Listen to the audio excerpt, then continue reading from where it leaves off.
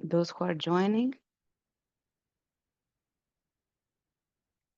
Hello, everybody. Welcome to the 4th edition of EU Supporting Nature Conservation webinar. While many of you are joining, I will start already by introducing a little bit who I am and welcoming you all.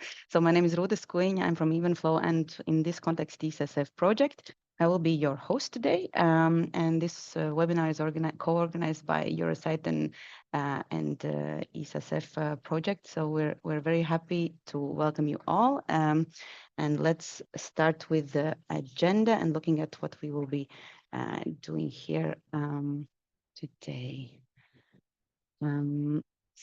Welcome again. So today, after a very brief introduction to what is ESSF and Eurosite, those who are not joining the first webinar will know already about this.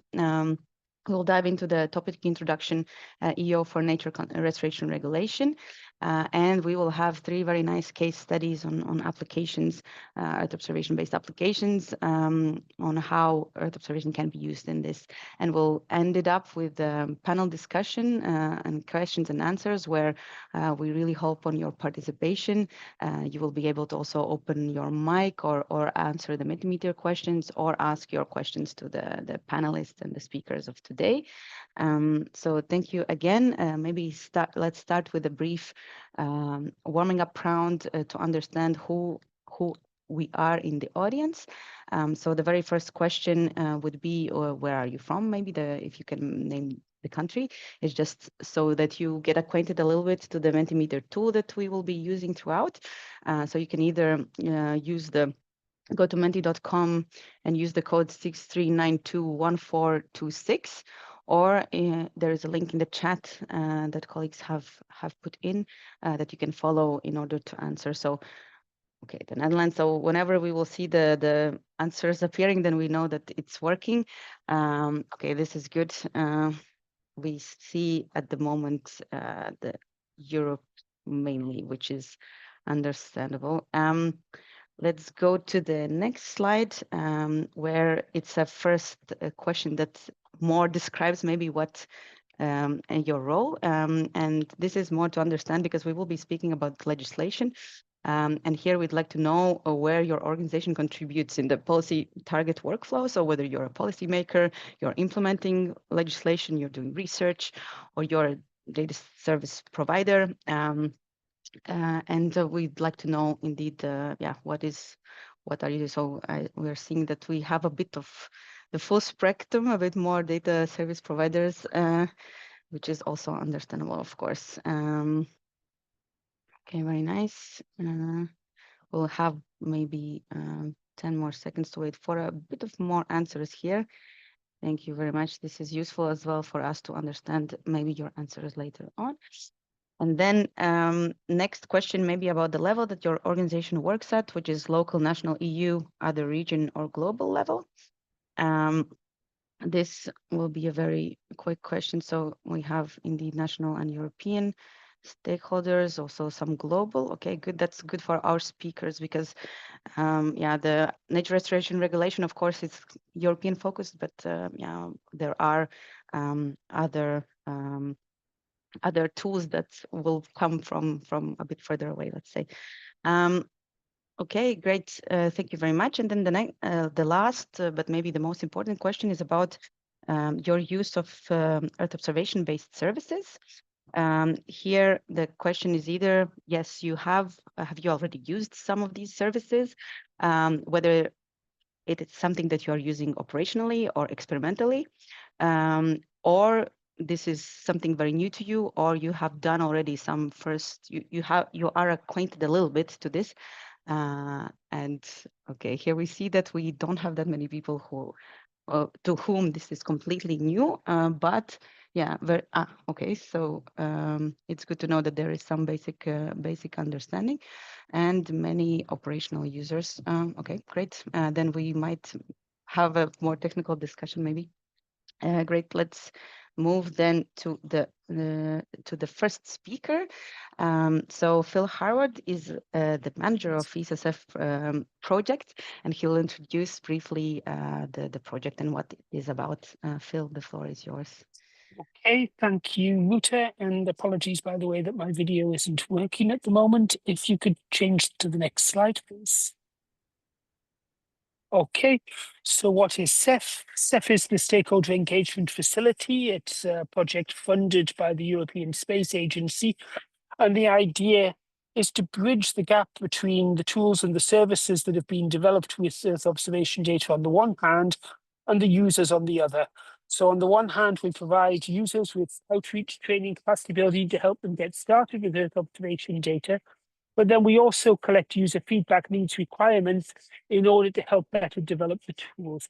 It's a consortium led by Evenflow, but also with participation of Circle and EarthC, and it's funded by the European Space Agency.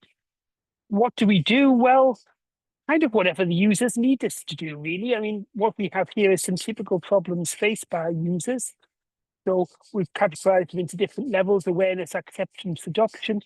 And what the step does depend a bit on that level. So at the early stages, we do showcases to the target community, listen to their needs, provide guidance. But then as they get more involved, we provide more practical connections like training, of which more will come later, and technical support in actually integrating Earth observation services. Next slide, please. This is basically what I've said here, but in a more graphical format. We understand the communities, we basically plan what we do, we act according to what we need, and then that gives us more understanding of the stakeholders in order to feed back a better understanding and hence better plan the next set of activities.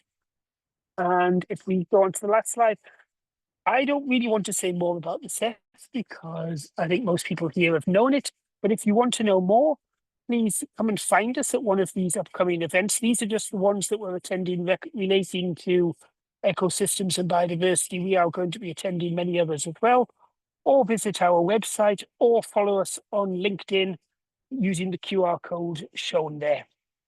So Ruta, I think that's all from me, and back to you. Thank you, Phil. So indeed, we'll move to Eurosite and Wojtek. Hi, Wojtek. Very nice that you are also here. Wojtek is a project officer at Eurosite, the European Land Conservation Network, with a PhD in biology and extensive scientific and computing background as well. So Wojtek, would you like to introduce a little bit why we have this collaboration and what is Eurosite doing exactly? Thanks a lot, Ruta and Phil, for inviting me here. And I do believe that quite some of you already know Eurosite or are in contact, but I'm sure there are some newcomers. So short repetition or introduction to our activities, especially those connected with Earth observation and remote sensing. And in general, quite important that we cooperate with stakeholder engagement facility for a longer time, and I do believe that we are breaking or building the bridge between the two bubbles of people working on space science and things like that, and people a bit closer to the ground, ecologists, conservationists, and site managers. So I do believe that we are doing a good job here, and I hope that it will help you to understand this connection better today. I hope I can switch. So Eurosite was created more than 30 years ago, and well, our general mission is to provide opportunities for practitioners to network and exchange experience on practical site management. And of course, we started from maybe more traditional cooperation, site visits, and now we are using more and more advanced technologies. But still, we are always trying to keep one leg close to the ground, somewhere in this peat box and grasslands, etc. Not to forget where you are from. So, and the general mission is Europe, where nature is cared for, protected, restored, and valued by all. It's an old mission, but you can see that this restoration was there for a long time in our mission, and now it's coming to reality, thinking about nature restoration regulation. So we are a network, or even maybe better say community of more than 80 members, organizational and individual, from 26 countries, almost all European countries. And we cooperate also with some global initiatives like International Land Conservation Network or Global Peatlands Initiative, and on all levels, on national, pan-European, and of course you can see here European Space Agency and Stakeholder Engagement Facility. And we are involved in many different projects under Horizon Europe, Life, Interact. We are focusing on ecosystem restoration, Natura 2000 site management. That is our base knowledge, I would say, and stakeholder involvement. And our secretariat is based in the Netherlands, in Tilburg. And a few years ago, quite some, in 2019, as I remember, we created remote sensing. Oh, at the beginning, it was remote sensing working group, and this year we changed it and for remote sensing and biodiversity monitoring working group, because it was always in our agenda, but maybe it's clearer that we are trying to connect both in situ monitoring and remote sensing, and that is our mission. And the idea of the working group is to facilitate information exchange between remote sensing technicians, land managers responsible for delivering biodiversity management and monitoring. Oh, perfect. Oh, jumped. And in the working group, we've got participants from 14 European countries, so there is still space for you, so please come and join. And other goals are connected with different videos, webinars, manuals, articles, and in general, we started to create Eurosite Resource Center, and part of it will be devoted to Earth observation and remote sensing, and to create the possibility for personal consultations, and to network, and to just to come together for some consortia and projects in this field. Oh, and if you would like to get some more knowledge, you can find us on Eurosite.org. You can contact us. You can even become a member. But what is quite important, the working group, all our working groups are wide open for members and non-members. So it's a kind of platform that we invite all, and it's totally free, no fees. So just come and present your projects there. Thanks a lot. Thank you, Wojtek.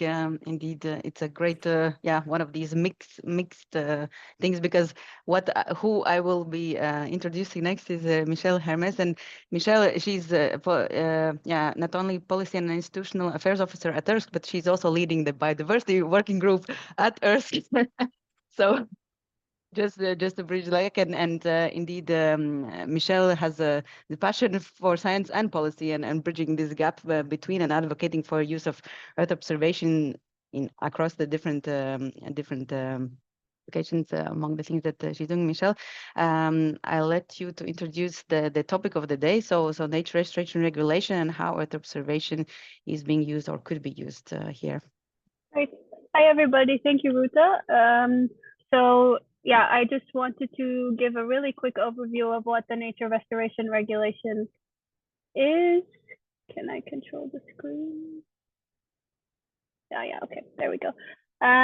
So the nature restoration regulation was adopted almost a year ago now, so August 18th last year.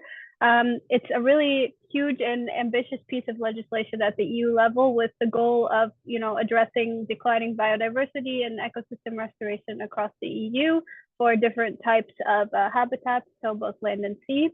So you can see in the pie chart here that there are 7 sort of fields of action that are under the nature restoration regulation, and there's a goal of planting 3 billion trees. So the key features of the regulation include legally binding targets, so 20% of EU land and sea ecosystems restored by 2030, as well as sector-specific goals, for example, in the water area, the restoration of 25,000 kilometers of rivers to free-flowing states. So you can see here some more of the details on the slide. It's a really ambitious piece of legislation.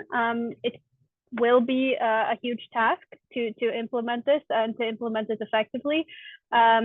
So, you know, experts agree that this could be a huge opportunity to meet these goals and to really make a difference for biodiversity and ecosystem restoration in Europe. But for that, it needs to be ambitious and well-funded.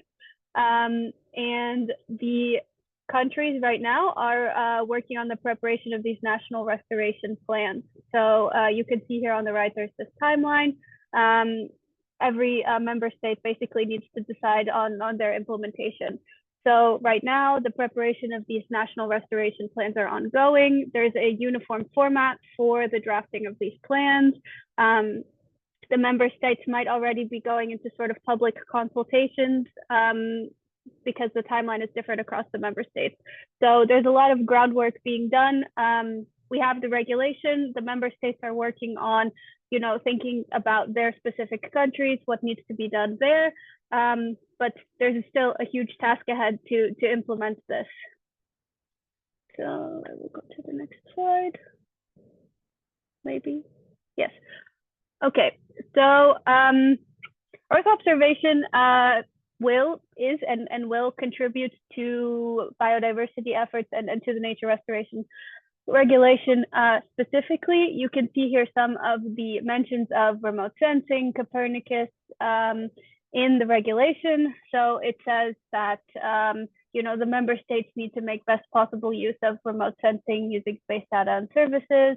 Copernicus, they need to maximize the use of data and services from remote sensing, Earth observation, Copernicus mentioned again. And the important thing here to mention is that Copernicus and Earth observation, remote sensing will contribute to the implementation of the regulation, but it's not working alone, obviously. So the in situ aspect is really important too. But Earth observation is going to be super important for improving data, filling data gaps, making this implementation possible in a timely, effective, and coherent manner. So if you want to read the whole text, it's very long, you can access it here. But it is interesting to take a look and understand, you know, some of the specificities. So here we have some extracts from this uniform format that I mentioned. So aside from the sort of work on the actual legislation itself, the big piece of the work happening now, as I mentioned, is the drafting of these national restoration plans. So you can see here some sort of excerpts from these this uniform format that all the member states are going to use and are using now for their national plans. So each country has a different national approach. They can select here. So this example is with for forest ecosystems, since we have some case studies today that specifically relate to forestry. So countries can select 6 out of 7 indicators. They need to establish their baseline levels, and then they still need to create a roadmap for 2030, 2040, 2050, and also assess predicted costs, identify sources of funding, and make sure that verification of these planned restoration works is included. So to make sure things are actually happening as they are outlined. So geospatial elements are explicitly mentioned for potential areas subject to restoration measures by 2030, 2040, and 2050. So as the member states complete these national restoration plans, it will be really interesting to see how those evolve and how those develop. So this is just real quick a background on the Copernicus services and the potential role that Earth observation Copernicus can play. I mean, Copernicus will help with detecting incidents, climate and atmospheric standardization. It's going to be useful to report baselines and changes over time. So yeah, Copernicus is set to play a huge role in the implementation of the nature restoration regulation. but it also goes beyond that. So you could see in the text how Earth observation and remote sensing are mentioned. It's not prescriptive. It says, you know, member states need to make best possible use of what's available. And there's a lot available. So it's really not the end of the story, basically. So the Copernicus services, they're based on Sentinel and on Sentinel data, and the Sentinels and Copernicus are obviously important, but this is one part of this huge remote sensing story and the potential contribution to the implementation of this regulation. So in this picture, you can see only the ESA developed missions here, but of course, there's a lot of different data services, service providers who can contribute to the implementation of this regulation. So just very quickly here, we wanted to show a very quick use case from France. So this is from an ESA-funded project and data from Sentinel-2. So researchers have been able to reveal here in France seasonal variations in seagrass. And this is, you know, a key indicator of biodiversity and an example of how all of these different Earth observation applications can then actually be used to zoom in on a practical example. And we'll definitely hear more of those from the case studies today. Okay, so we have been having a lot of ongoing discussions with the authorities responsible for the implementation of the nature restoration regulation with the member states that are working on these national restoration plans, discussing some of the key challenges, what has been really effective, which fields have already a lot available, like agriculture, forestry, and the urban domain. So it's a work in progress, but in the interactions that we've had, both in EARTH and in the context of the CEF project, there's a lot of willingness to further explore the use of Earth observation to support the regulations implementation, and that there's already a clear basis for the adoption of these technologies at the member state level. So we've had also in our annual event at EARTH, which Ruta moderated wonderfully, a discussion with the EEA, Brussels Environment, and the German Federal Agency for Nature Conservation. So some of the key takeaways from that are listed here on the slide, but you know, we talked about some of the areas that need to be further explored. For example, Earth observation for habitat condition or for freshwater ecosystems. And I will be quick since I know we're running out of time, but here I just wanted to quickly show some of the work that we're doing in the context of EARTH, also together with a lot of the companies who are here today.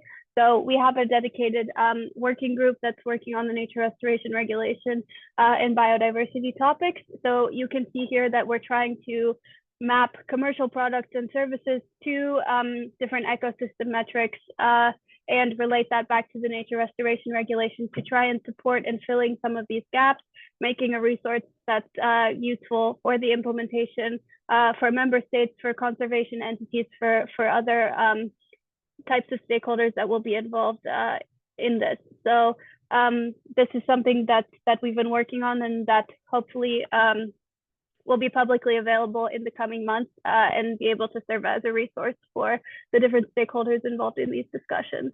And I think it's a great segue because the next speaker, who Ruta will introduce, is one of the chairs of the EARTH Biodiversity Working Group. So his hard work and the hard work of the other members of the group have sort of brought this to fruition and allowed us to engage with a lot of the relevant stakeholders in this domain. So thank you. And I think that's it from my side. Thank you, Michelle. Thank you indeed. We will move to the next speaker and to the first case, which Michelle started to introduce, so I have an easier task. But indeed, Luis Figueroa from Space for Good is our next speaker, presenting the first case study, or even actually a set of case studies. He has been involved in nature-based solution projects and climate mitigation initiatives, and also at Space for Good, trying to indeed tackling climate change and biodiversity loss even before the regulation was there. So Luis, I hand over to you and your case on forestry related aspects. Thank you, Ruta, and thank you, Michelle. You're making my presentation much more easier to understand for the audience. So yeah, I come in with a case study on mapping Europe's primary and old growth forests, and also a tad bit on deforestation. Just going really quickly on what the nature restoration regulation and also what Michelle said on forest ecosystems, Article 12. And the general focus is improving and reestablishing biodiverse nature, not just on what remains, but also like seeing what the potential is for the future. And to be able to do that, well, we need to achieve an increasing trend in indicators of forest ecosystems. Now, of course, for this to happen, we need to know where they are and in which condition. But something really peculiar that we picked up from the Living Planet Symposium that was an event that just happened is that we gathered that, well, there is existing limitation at the local level of the accepted data sets by the EU for the nature restoration regulation. So there is this need, again, at the local level or more at the member state level for local models and higher resolution data is needed in some cases. Now, to go into the topic or the case study is why mapping ancient forest matters. Well, we know that primary and old growth forests, especially in the Western Balkans, are insanely important because they're biodiversity hotspots and, of course, carbon sinks. I don't think that's any secret to anyone here. But yeah, when partners came to Space for Good to solve this issue, well, there was no scalable method across the 7 countries, and there was no real update to where these ecosystems were, and this just kind of promoted a certain vulnerability to this ecosystems, to logging, to agricultural expansion, infrastructure development. No? So Space for Good, we leverage satellite technology, and we had 3 objectives in mind: to identify primary and old growth forests, to quantify their extent, also to identify deforestation events in a certain time period. And of course, with that, we want to empower local NGOs to take action with this conservation tools. I'm going to do a brief introduction on why Earth observation is for the rest of the case studies, I think. But why is it important that we go for Earth observation? Well, because it's kind of like having a superpower. We have continuous data acquisition. It's frequent, it's regular. That allows us to track trends, seasonal trends, and to be able to detect threats in almost near real time, or like the revisit time of days or weeks, right? Nowadays, there's a historical archive. There's a long-term data records, especially by the big names like NASA or ESA, which allows us to establish degradation baselines. This will again allows us to quantify past trends and restoration success, but I'll leave that for the other case studies to talk more about. And like Michelle showed, there's just an insane amount of satellites up in the air, so we can leverage that and synergize the individual use case of each of these sensors to make better local scale models. And we really don't have to worry about weather conditions nowadays. I mean, we have LiDAR, we have radar up in the air that just takes care of that issue for us. In a nutshell, the classification for the primary and old growth forests was pretty straightforward, at least from the remote sensing perspective. We, of course, input satellite imagery, and we develop seasonal composites that gather or give us information about the seasonality of a certain region. And we had training data from expert sources, and also old printed maps that were digitized. Now, probably the most technical part of my presentation, at least, is the model training. We basically took balanced random sampling, input it into a random forest classifier, which allows us to give a lot of information to point in the direction of what we want, in this case, primary and old growth forests. And to do this, we had seasonal features plus oceospatial masks that tell the model what not to look into or what to pay more attention to. And in the end, we had an output generation of a probability map of these type of forests that we were interested in, and a final binary classification. And you can see the results on the right. And I say probability map because, well, we wanted to have a certain level of confidence of what we were detecting was exactly a primary forest of old growth forest. So for example, things that are, in this case, in this map, things that are closer to the edge of the forest tends to be not the objective, or we have a lower confidence of saying that this is what is a primary old growth forest. Moving on to the deforestation detection, we used a very established methodology of using adaptive linear threshold. And we defined a period of interest to capture seasonality over the last 5 years. And this allowed us to avoid a lot of false positives. Again, with the focus of using local models, we intended to, just adjust the threshold for the different countries. And this is captured again with vegetation indices that were captured for each and every country. Now, if we zoom out and take this exact example that I've been talking about that was done for the Balkan regions, and we apply it to the tropical regions, in specific where we've been working on Space for Good for the last years, then we go into the country of Indonesia, in which we've developed a product that we like to call Forester, which we want to empower organizations to protect tropical rainforests, specifically from land theft. This product, again, done with huge amounts of support from ESA, allows us to enable weekly alerts for field operators, and we can deliver this data in a preferred method for them. In Indonesia, they love to use WhatsApp, so that's how we send the alerts to them. And just for ease of access, we use Avenza maps as well. And we want to be very sure that what we send is fast and reliable, so that this just reduces the stress of legal cases to tackle timber theft. And not only working with the people on the ground, but we also want to engage with the ones taking the decisions, the stakeholders. So we've managed to do automatic reporting to increase transparency, keeps authorities involved, and investors and donors engaged. So that's the main idea behind this, and you can see some of the images of the work that we've done across the years. We take that a tiny bit to the next level by saying something or building proxies around biodiversity and carbon. We are of the school of thought of using the essential biodiversity variables and how these can be measured from space. I think what Michelle showcased on her last slide on the table is a very good example of this. So when we talk about ecosystem structure, what we can measure is canopy height. When we talk about ecosystem function, then we can talk about carbon sequestration. When we talk about land cover integrity, then fragmentation. And these are the exact points that are in the nature restoration regulation. So this is the way that Earth observation can enforce this, by scaling entire bioregion, by tracking habitat restoration and detecting degradation very early on. So with this, I would like to thank again Ruta for the invitation. Thanks for everyone joining in.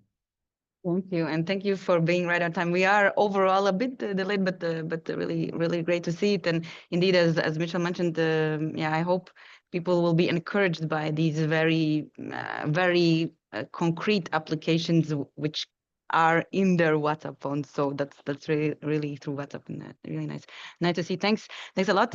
We'll move to the next case by Oikon.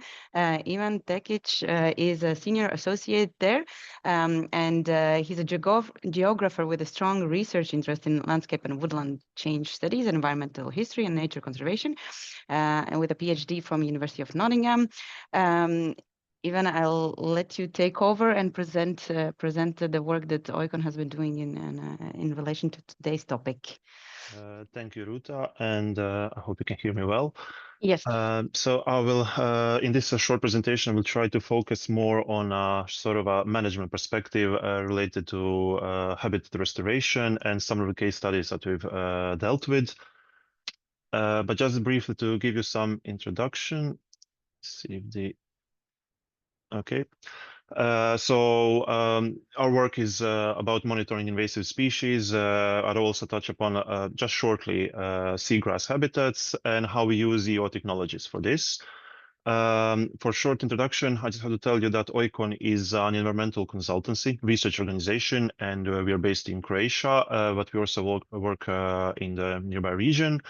And what we do is we try to develop these practical, feasible, cost-effective solutions. And this is where we employ Earth observations, particularly because it makes our work much more easier.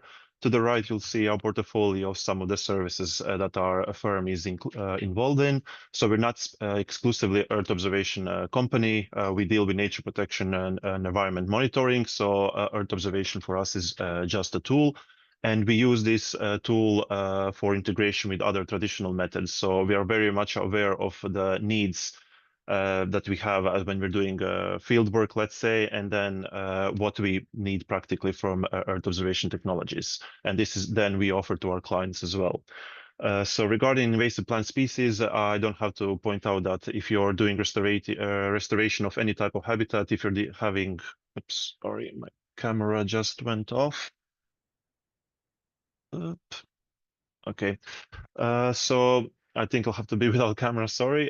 So if you're doing any research about habitats, invasive species are definitely a part of it, and you need to take this into account. And much of the nature restoration efforts often are related to removal of invasive species from some habitats.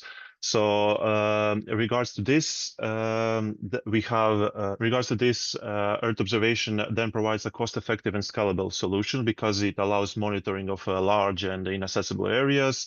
It allows monitoring, so over time, so you can pick up trends, and allows early detection and rapid response because you can point out to some of what's happening in the field much quicker than if you're doing field work in person. And then this all supports data-driven decisions for policymakers, land managers, conservationists, etc. So regarding our case study, it's located in Lonsko Polje Nature Park. You can see it on the map. It's an extensive floodplain system, but involves different types of habitats. So it has forests, it has wetlands, grasslands, and these grasslands and marshes are particularly important for management. And regarding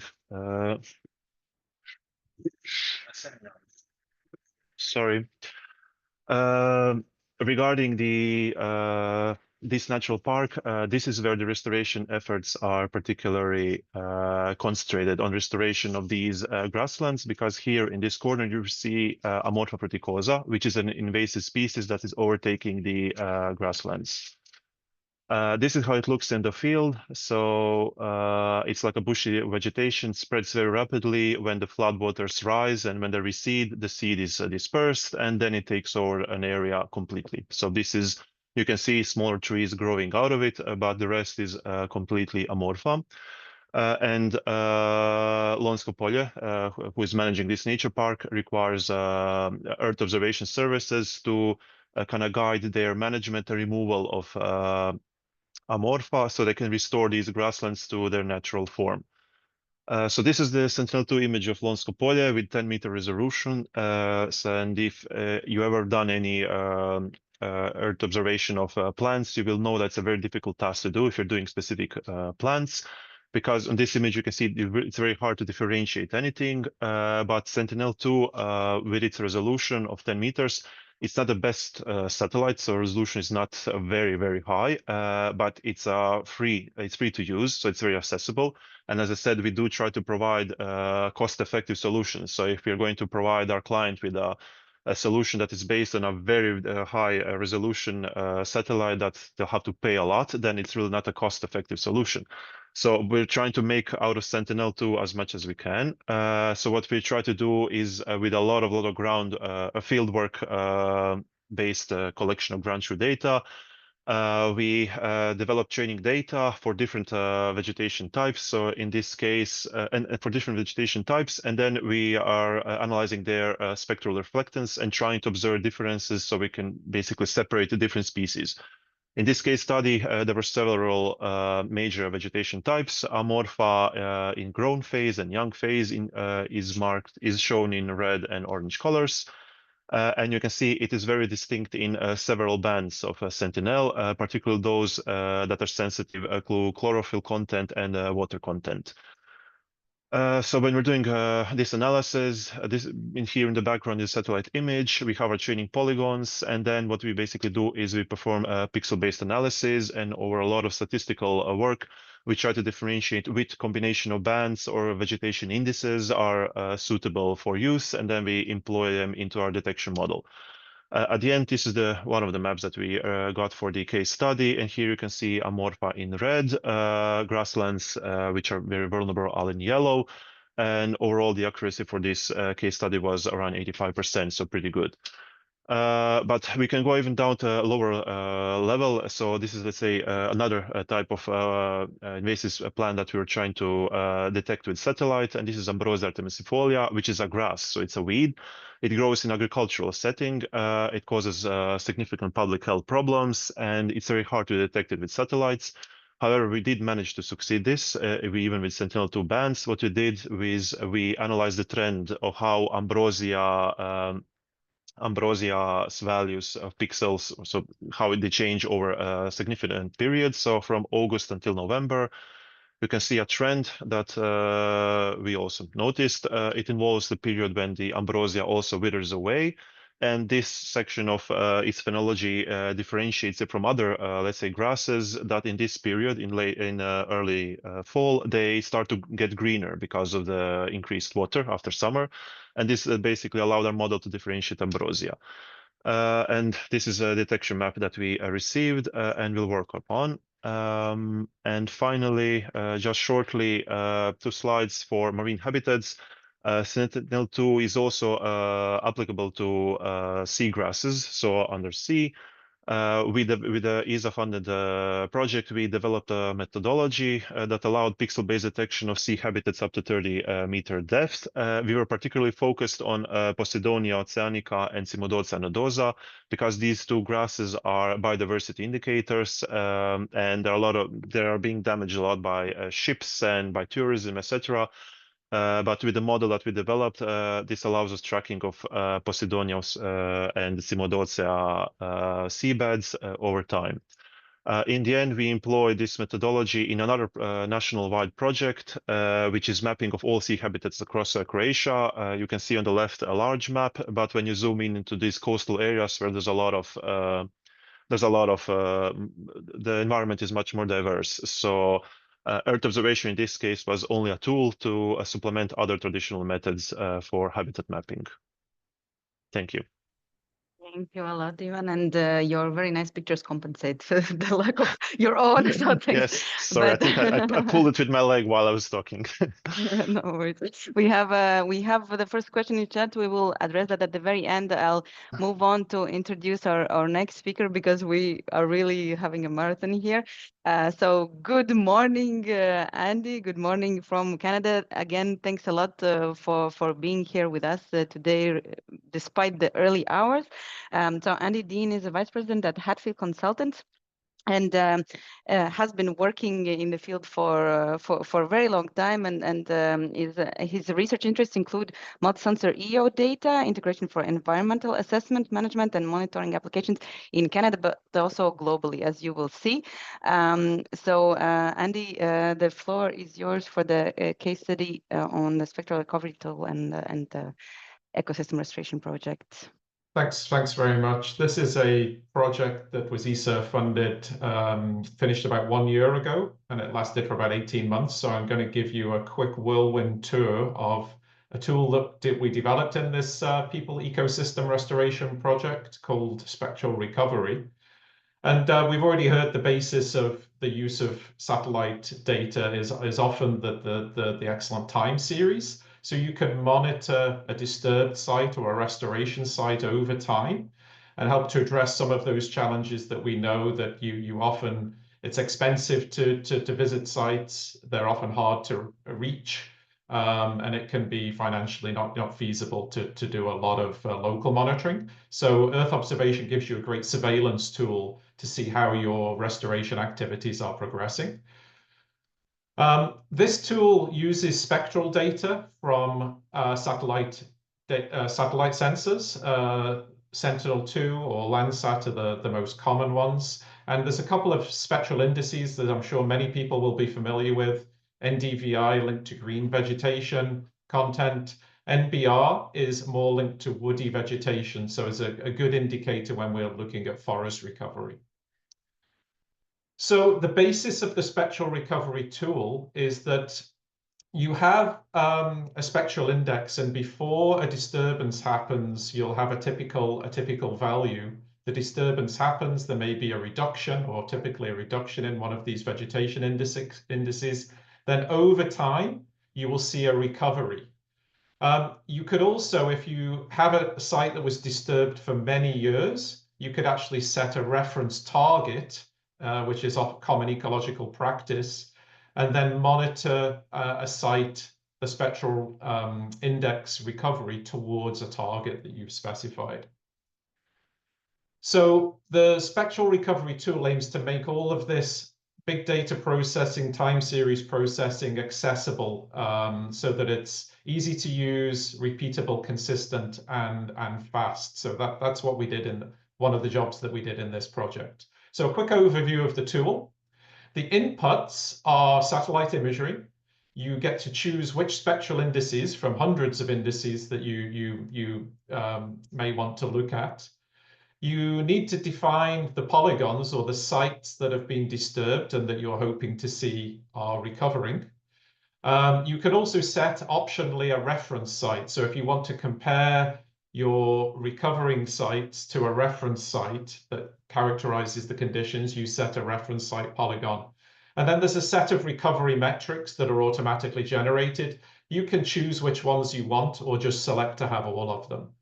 So we generate a time series, we look at the recovery trajectory, and then we get these per pixel and polygon recovery metrics that are output.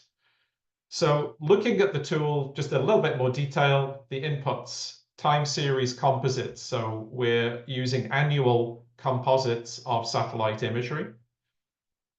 We need our polygons. So what are the sites? And this can be thousands of sites across your country where we want to assess how the forest is recovering following a disturbance. The next, we choose our spectral indices. The tool supports hundreds of indices, but we recommend using some of the common ones. In Canada, we've used, and in Finland, we've used NBR a lot because it's more linked to the woody biomass that's present. And then you select the recovery metrics. There are actually 5 available, so typically we would just use all of them. And I'm not going to go into details of what these metrics are. One that I will mention is this ratio of 80% or R80P. What that typically is indicating is how much progress has the restoration site made towards the pre-disturbance conditions or the reference conditions. And this threshold of 80% has been demonstrated to work quite well as an indicator that the forest is essentially recovered to conditions that were similar to the pre-disturbance conditions. And of course, this is just it's a relative indicator, but this approach has been quite well validated using field plot data, LiDAR, aerial LiDAR data, and it's shown that it really is a very good indicator of the progress towards recovery of a disturbed site. And then you've got the optional reference site as your other potential input. So just another visualization here. So there's the reference approach where you set a reference site and you're looking at the progress towards a recovery target, or the historic approach where you look at the conditions 1 or 2 years prior to the disturbance event, a wildfire, logging, insect damage, wind throw, and then you're looking at the recovery. So here's a couple of examples of the outputs. You get to see this, you get a per polygon output or pixel-based outputs, and you get a visualization as a graphic file for your polygon. So here's an example of a wildfire polygon that was damaged in May 2005. You can see that we had the reduction in the spectral index at that time from the pre-disturbance conditions. What you can see is this site, despite the long time period, hasn't really recovered.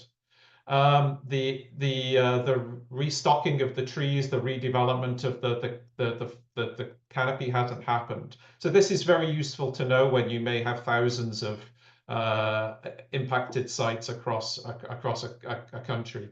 You can see whether your site is making progress. You may still need to do field work and site assessments, but you're looking at that progress.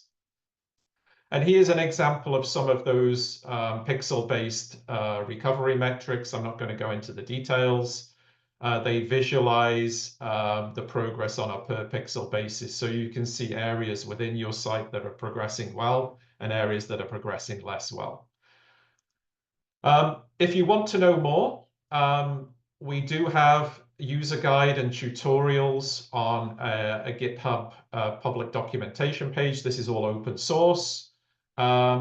We are not updating the tutorials at the moment. This is from the project webinar, but you can contact myself or other project team members because we're actively using this tool.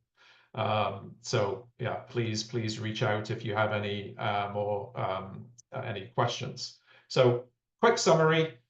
Spectral recovery has been successfully used across large areas to help with monitoring forest recovery.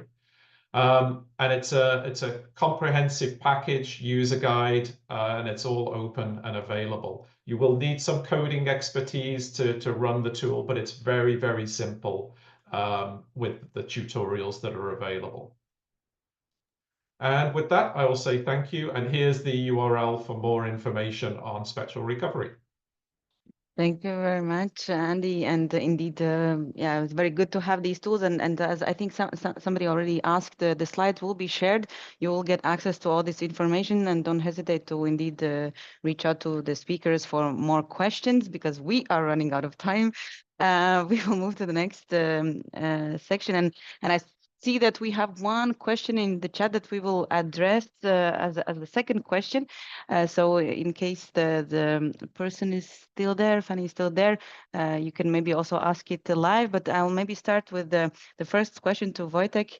After everything that you've heard here and also your own work, maybe you can comment on yeah, how can we ensure that Earth observation and this local ecological knowledge is brought together, and how it's enhancing this groundwork, or do you have any yeah, other comments here after hearing these various tools? It's quite a wide question, and the answer is not that simple, I would say. But what is most important, and all of these methods must be all complementary. You cannot replace in situ monitoring, and also there are a lot of existing knowledge from previous monitoring schemes, but they were somehow based on GIS, whatever, but usually without that strong support of satellite imagery, etc. So there is a huge knowledge much longer than the time scale for satellite imagery that is available.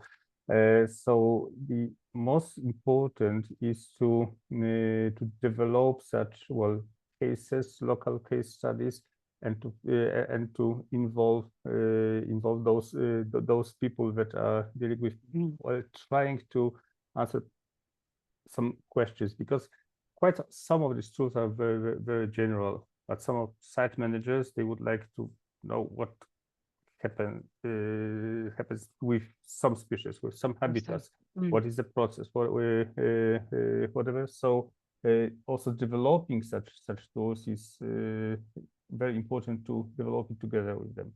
And of course, there might be a kind of obstacle connected with accessibility and the computing knowledge, etc. So all of us are trying to build some simplified tools, whatever. But on the other hand, it cannot be that simple but because you need some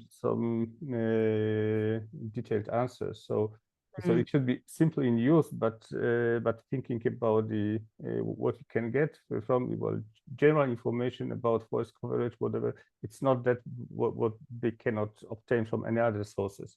So such more specific questions connected with invasive species, etc. All this recovery, it's really really important. So yeah, I'm not sure if I have, but I think that it is quite important. And also there are a lot of calls in EU trying to combine this, because we always need to validate all these tools and grants. So this is the basic question.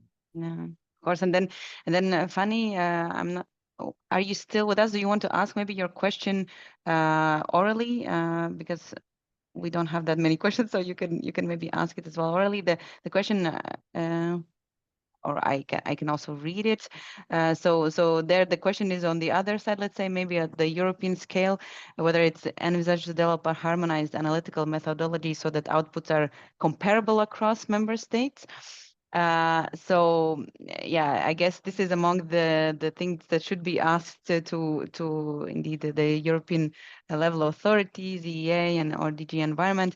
But do you have maybe whether you have also a part of the answer here or not, or what is your view on the value of this approach? Yes, definitely, it is very important thinking about this common pan-European indicators, because most of it ecological data, it comes from, let's say, Article 17 and Article 12 bird directive and habitat directive reporting, and every country has this freedom to create and use their own monitoring system.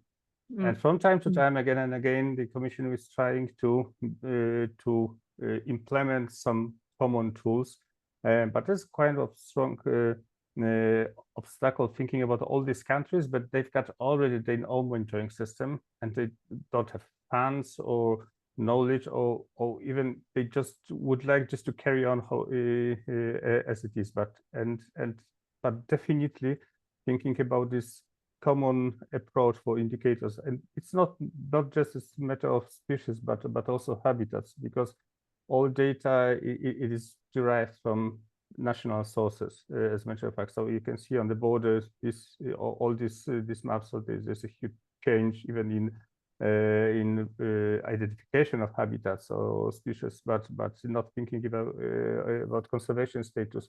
So it's a huge challenge.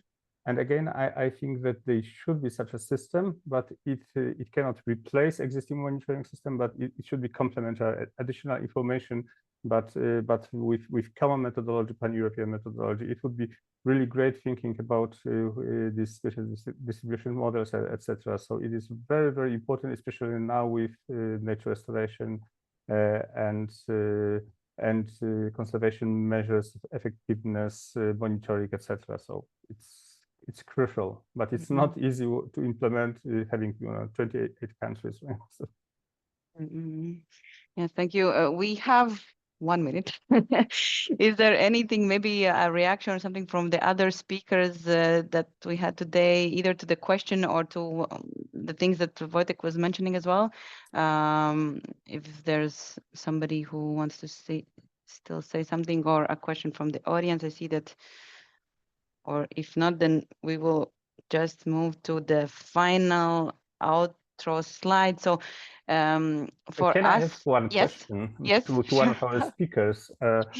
Because it was very interesting thinking about the spectral recovery tool from Canada, because it's always something new from not from EU. But just thinking about this, because in most disturbances, in ecological processes, it's a longer process. It's not just a matter of burning, flooding, or whatever, but a kind of slow deterioration or drying, peatlands or secondary succession. So there's no certain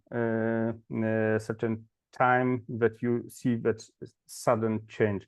But there is sudden change thinking about implementation of restoration measures, and it will be done under the natural restoration law. So how to use this tool to see the effectiveness of restoration and conservation measures, knowing that it's quite, and probably this process of deterioration of habitats, it's not just 10 years, but 30, 40 years, so a longer period, how to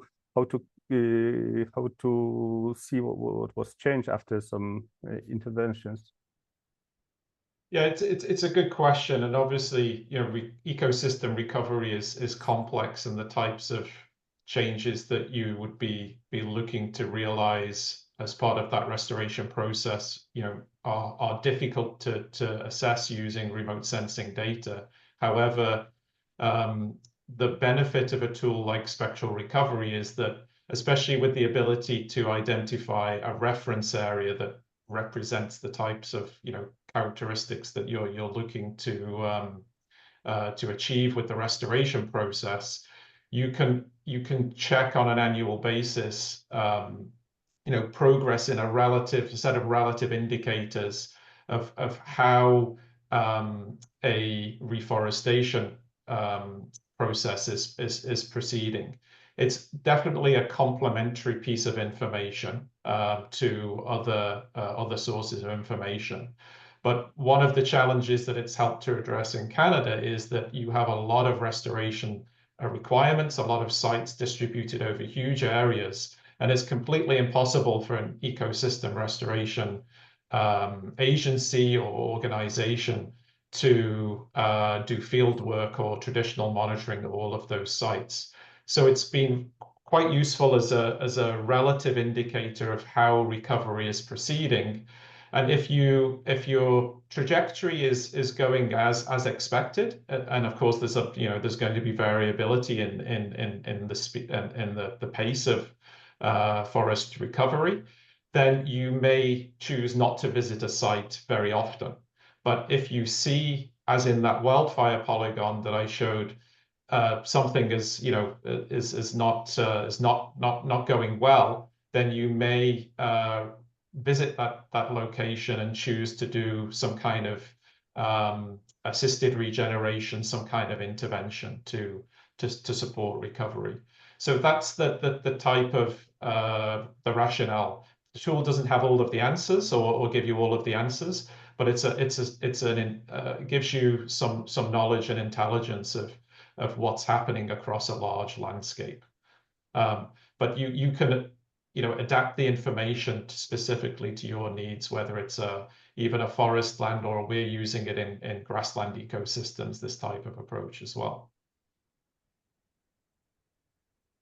Thank you. So we're a bit over time. Thank you for staying with us until now. If there's no other very urgent last questions or comments, I will move to the very last announcement that we've promised, which is ESA-CEF has been preparing, and we will launch at the end of September training for Earth observation for conservation and biodiversity professionals. So we will be promoting it next week a bit more, but you have a preview, and you can subscribe already now, express your interest. So this is a QR code, and I believe Duke will be also adding it in the chat. So don't hesitate to do this, and then we're very happy to have your feedback about the webinar. So you can also leave us in the Mentimeter. I think there's a slide, maybe the next slide, because we're happy to hear your feedback, to see what are maybe other topics that you would like us to cover, or other things. So don't hesitate to leave the feedback or ideas. This was the fourth webinar in this series, and we are happy to continue that. But before that, yes, I wish everybody really happy holidays. I hope these presentations have inspired you, and that connections can be made, and we'll continue to work in this, all of us. So thanks again, big round of virtual applause to all our speakers for being there and sticking to the time. We will be recording and sharing with you the event. Thank you very much, and have a nice afternoon or day, depending on where you are. Thank you.